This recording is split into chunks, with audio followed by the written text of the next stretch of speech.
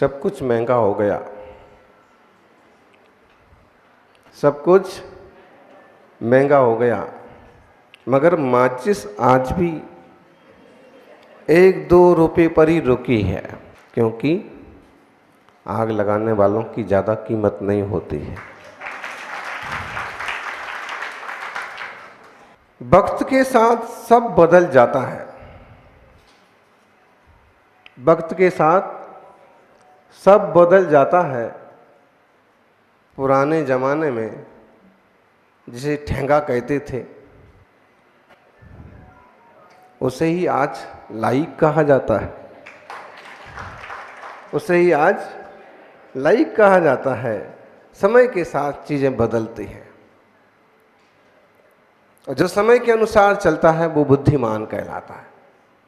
वर्तमान में जीने वाला वर्धमान बनता है, और भूतपूर्व और अभूतपूर्व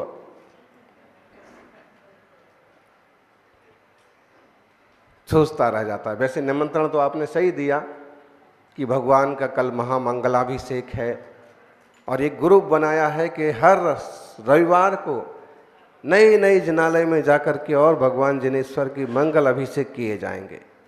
तो उसमें सभी जुड़े, जो युवा हैं वर्तमान में वो भी जुड़े, जो भूतपूर्व युवा हैं वो भी जुड़े, और जो अभूतपूर्व युवा हैं वो भी जुड़े होने वाले हैं। मतलब है कि सभी लोग भक्ति और पूजा का लाभ जरूर लें जब भी मौका मिलता है। मूर्ति छोटी है कि बड़ी, मूर्ति सांवली है कि उजली, चंदा प्रभु की है कि पार्श्वनाथ की, आदिनाथ की है कि महावीर की, ऋषभदेव की है कि शांतिनाथ की। ज़्यादा उलझनों में पड़ने की बजाय मूर्ति के माध्यम से पुण्य कमा लेने में भलाई है। बहुत सारे लोग तो ऐसे हैं कि जिन्हें मूर्तियों के दर्शन ही दुर्लभ है, जिनके आसपास कोई मूर्ति ही नहीं है। वे चाहते हैं कि सांवले से रंग की भी एक प्रतिमा मिल जाए, तो भी व्यवस्था नहीं जुटा पाते, और कई बार जिनको मिलता है वे उसका लाभ नहीं ले पाते। आप सुन रहे थे बड़ी सुंदर सी कहानी।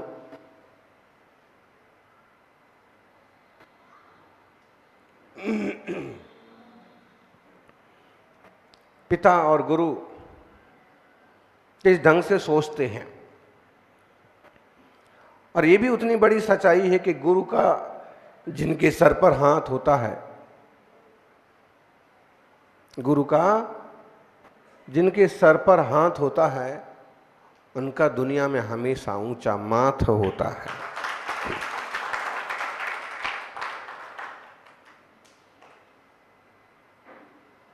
वैद्य ने सोचा कि बेटे को सिखा देना चाहिए, और वैद्य भी हैं, गुरु भी हैं, और अपने बेटे के पिता भी हैं। सारी विद्याएं इसे दे देना चाहिए, और ये अमुक औषधि है, ये तमुक औषधि है, इस औषधि से ये होता है, इस औषधि से वो होता है, और सच में होता है। पूज्यपाद स्वामी ने पुष्पायुर्वेद नाम का ग्रंथ लिखा, कमल कुमार जी। 2 कमल हैं कि 3 कमल हैं? बहुत कमल है। अरे तो हमीर तालाब है, इतना बड़ा झील है, तो कमल कमल तो होना ही चाहिए। बस कमल की तरह खिले रहो, और कमल की तरह सुगंध बिखेरते रहो। हर चीज की अपनी एक वैल्यू होती है। जरा सी वनस्पति भी, पूज्यपाद स्वामी ने पुष्पायुर्वेद नाम का ग्रंथ लिखा था, आज उपलब्ध नहीं होता, लेकिन आयुर्वेदाचार्यों ने उनका उल्लेख किया, और कहते हैं कि उनका वो अलौकिक ग्रंथ ऐसा था कि उसमें पुष्प के सूंघने से कौन सी बीमारी होगी दूर, कौन से पुष्प का उपयोग करने से, देखने से, लगाने से, छूने से बीमारी दूर होगी, उसका वो विवेचन था। माने फ्लावर थेरेपी। लेकिन आज वो ग्रंथ उपलब्ध नहीं है। फिर भी उग्रदत्ताचार्य का जो ग्रंथ उपलब्ध है, कल्याणकारकम, गजब की है, उसमें भी चर्चा। इंसान को किस ऋतु में कैसी चर्या करना चाहिए, कैसे भोजन करना चाहिए, माता बहनों को किस अवस्था में किस तरह की प्रवृत्तियां करना चाहिए, छोटी से छोटी और बड़ी से बड़ी बातें उसमें बताई। तो निश्चित रूप से आयुर्वेद शास्त्र आदि जीवन के लिए एक बड़ी दिशा निर्देशित करते हैं, लाभदायक होते हैं। विमल सागर जी भी इस पर प्रयोग करते थे और महावीर कीर्ति जी उसमें पारंगत थे।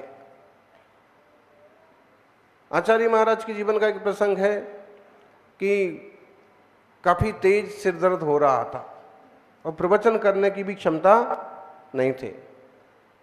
लेकिन जब लोगों ने कहा कि महाराज बहुत लोग बैठे हैं, चलिए थोड़ा तो चलिए, 2 मिनट बैठ करके आ जाइए। रास्ते से जा रहे थे, वो एक पौधा देखा उनको और पौधे पर लगे हुए फूल, उन्होंने श्रावक को इशारा किया कि जो पुष्प जमीन में गिर गए हैं उसमें से एक उठा लाओ। उसमें से एक फूल लाए और हमारी नाक के पास करो। नाक के पास किया तो उन्होंने उसकी सुगंध ली, गंध ली। 2-3 बार ऐसा करा और कहा चलो। फिर पूरा घंटे भर का प्रवचन उन्होंने सब लोगों को मार्गदर्शन दिया एकदम। श्रावक ने पूछा कि आप तो 2 मिनट बोलने के लिए तैयार नहीं थे, फिर 1 घंटे का प्रवचन। उन्होंने कहा कि मेरा सिर दर्द दूर हो गया। वो एक औषधि थी और उसके सूंघने मात्र से भी सिर दर्द दूर हो जाता है। तो इस टाइप की बहुत चीजें पता होना चाहिए हमें। पता नहीं होने से आसपास ही वनौषधियां रही आती हैं और उपयोग नहीं हो पाता है। पता नहीं होने से हम कीमत नहीं कर पाते हैं। हमारे घर में ही चिंतामणि रत्न रखा रहेगा और हम उसकी वैल्यू नहीं कर पाते।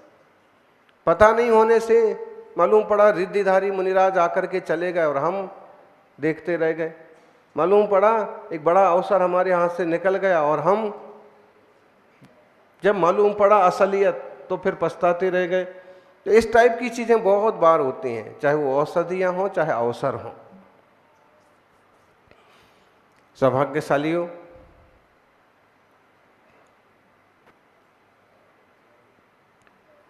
गुरु ने कहा कि और सिखाएंगे। ये औषधियां हैं, बात में काम करती हैं। अगर गैस प्रॉब्लम हो, ज़्यादा बात हो, तो इस तरह की औषधि का प्रयोग करो। नाम गिना गिना के बोलेंगे तो आप लोग कहने लगेंगे महाराज जी दवाइयों के नाम बता रहे हैं। बहुत सारी औषधियां हैं। श्रावकों की रसोई घर में जो मसाले होते हैं उनमें भी औषधियां होती हैं कई सारी। अधिकतम औषधियां ही हैं। भारतीय रसोई घर में जितने मसाले होते हैं वो अधिकतम औषधियां हैं। बस कब किसका कितना प्रयोग करना ये आना चाहिए। नमक को नमक जितना ही डालेंगे तो ही भोजन में अच्छा लगेगा। नमक को बोले ना आटे में नमक बराबर, आटे में नमक बराबर, तो आप लापरवाही करो तो बोले चल जाएगी, लेकिन नमक में आटे बराबर करो तो हर चीज की एक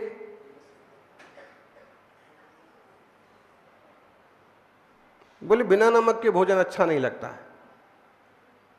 तो पाव भर साग में आधा किलो नमक डालो, फिर नहीं, हर चीज की एक। और मुझे लगता है कि रोटी में तो नमक डालना नहीं चाहिए। जब रोटी बनाते हैं ना, रोटी बनाते हैं आटे में नमक कौन कौन डालता है? आप नहीं डालते हैं, वाह, चलो एक। और नमक सब डालते लगभग, लेकिन जहां तक हमारा सोच है कि जब आटा गूंथते हैं तो उसमें नमक नहीं डालना चाहिए। 2-3 बातें। अगर घर में किसी का त्याग है या कोई त्यागी व्रती आ गए और कहें आज मुझे नमक नहीं लेना, तो आपको नो टेंशन, उठाओ, रोटी तो बनी हुई है, बस टमाटर सुधार दो, है ना।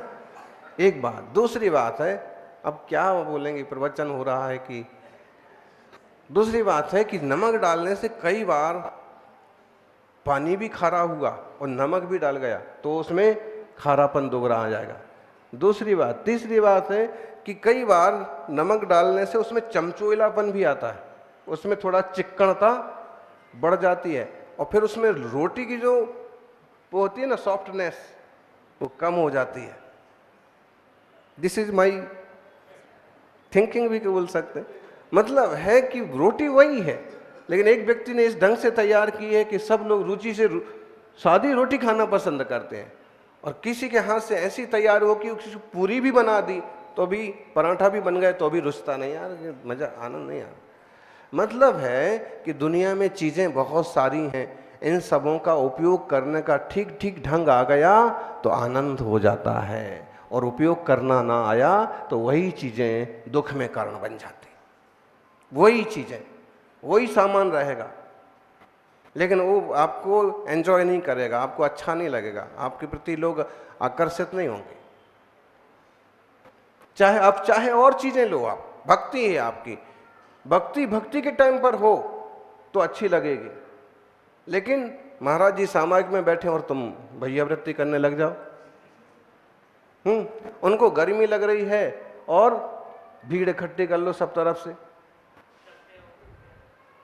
वो चल रहे हैं और तुम, पांव छूना बुरी बात नहीं है, और आसानी से छूने को नहीं मिलता है तो ऐसे लगता है कि कहीं भी मिले छुओ, लेकिन अगर चूक हो गई, एक कदम आगे पीछे पड़ गया तो विचलित हो जाएंगे, गिर पड़ेंगे। बहुत सारी ऐसी बातें हैं जो विवेक पर निर्भर करती हैं। सौभाग्यशालियों, गुरु ने अपने शिष्य को, अपने बेटे को बहुत सारी बातें सिखाई। उसने कहा कि ठीक है, ये औषधि कफ की है, ये औषधि पित्त की है, ये औषधि वात की है। मूलतः शरीर में 3 तरह के रोग होते हैं, वात, पित्त, कफ। इनका शरीर में होना भी जरूरी है, और इनका कम ज्यादा होना वो समस्या है।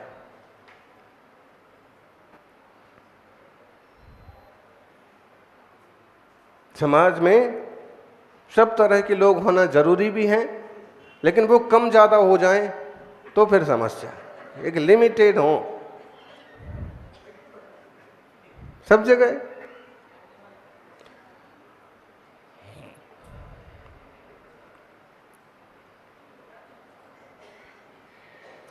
उन्होंने कहा कि आप ये बताइए कि औषधियों का उपयोग तो बता दिए, आई कहाँ से हैं, आती कहाँ से हैं। उन्होंने बताया कि देखिए ये अमुक पेड़ है, ये अर्जुन की छाल है, ये अड़ूसी का पेड़ है, तुलसी को सब लोग जानते हैं, बहुत सारी औषधियां बनाई। और ऐसे कहते हैं नास्ति वृक्ष मनौषधम, कोई ऐसा पेड़ नहीं है जो औषधि ना हो, भले आप नहीं जानते हो। कोई ऐसा पौधा नहीं है जो औषधि ना हो, बस उसका हमें पता नहीं कि किस ढंग से इसका उपयोग किया जाता है। कई बार बंजर जमीन पर उगने वाले वो पत्थर चट्टा वाले पत्ता, वो भी बोले कि शुगर के लिए काम करते हैं, पथरी के लिए काम करते हैं। तो ऐसे बहुत सारी चीजें ऐसे कहते हैं। अमंत्र मक्षरम नास्ति, नास्ति वृक्ष मनौषधम, अयोग्यो पुरुषो नास्ति, योजकस्तत्र दुर्लभा। क्या कहा? अमंत्र मक्षरम नास्ति, ऐसा कोई अक्षर नहीं है जो मंत्र ना हो। महावीर कीर्ति जी की डायरी का ये उल्लेख है। ऐसा कोई मंत्र नहीं है, ऐसा कोई अक्षर नहीं है जो मंत्र ना हो।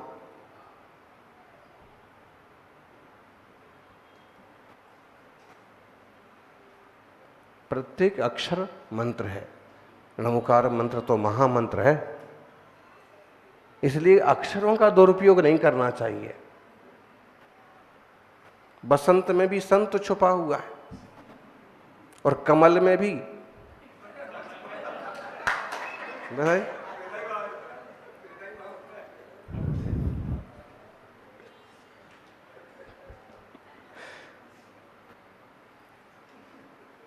तो अक्षर, लेकिन अपना उसका महत्व। अच्छा, तो ऐसा कोई अक्षर नहीं है जो मंत्र ना हो। प्रत्येक अक्षर का सही उपयोग करो, सदुपयोग करो। गाली भी तो अक्षरों का संयोजन है। मंत्र से अच्छे काम भी होते हैं, मंत्र से बुरे काम भी होते हैं। अब कुछ अक्षर आपने ऐसे चुने कि सामने वाला आप पर बहुत खुश हो गया, क्या बढ़िया आदमी यार, क्या बोलता है और कितना विनय से बोलता है। वो अक्षरों का संयोजन ही है। और कुछ अक्षर आपने ऐसे चुने कि जो उच्चाटन मंत्र बन गए। वो अक्षर सुनते ही गुस्सा है आदमी, ये से बोलता है, इसको बोलने का तरीका नहीं है, तो उच्चाटन हो गया, मंत्र है वो भी। जरूरी नहीं है कि ओम ह्रीम और स्वाहा लगा हो तो ही मंत्र बने। सीधे सीधे अबे ऐसा बोलो तो भी मंत्र बन जाता है, सामने वाला तुरंत आकर्षित होता है, क्या बोला बोल।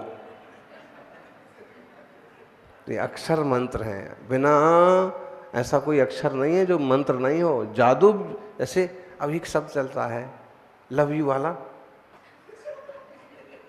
मंत्र हो गया कि नहीं हो गया? एक बार बोला, बेटे भी बोलते हैं माँ को, माँ बच्चे को है, और आजकल सड़क छाप लोग तो चलता ही है, उसमें तो कोई दिक्कत ही नहीं।